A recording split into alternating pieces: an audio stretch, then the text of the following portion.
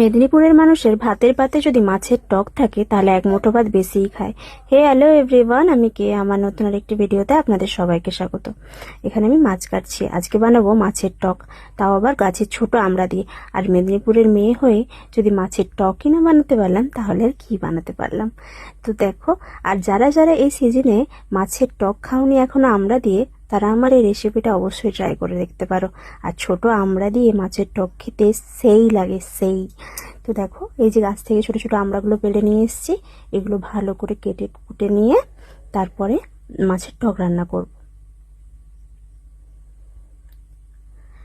তো এখানে আমি আমড়াগুলো একবারে ছোট ছোট করে কেটে নিয়েছি। আর এখানে আমি দেবো সর্ষে বাটা।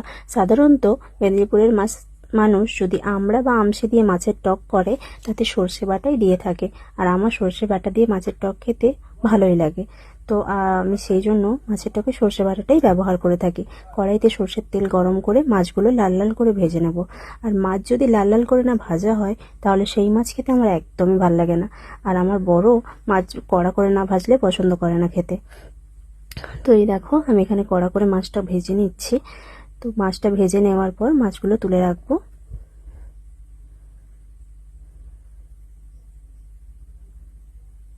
একদম লাল লাল করে মাছগুলো ভেজেছি।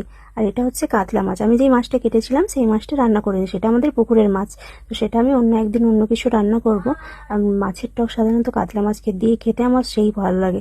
এখানে তেলের ওপরে শুকনো লঙ্কা ফোড়ন দিয়ে যে সর্ষে বাটাটা বেটে রেখেছিলাম সেটা দিয়ে দিলাম। সর্ষে বাটা দিয়ে তারপরে পরিমাণ মতো নুন হলুদ দিয়ে ভালো করে মশলাটা কষিয়ে নেবো। আর দিয়ে দিলাম কয়েকটা কাঁচা লঙ্কা।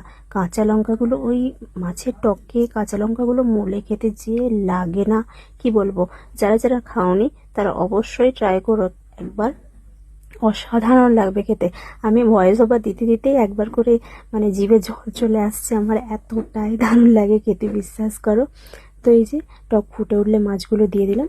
তো লাস্টে একটু গরম মানে সর্ষের তেল ওপর থেকে ছড়িয়ে ঢাকা চাপা দিয়ে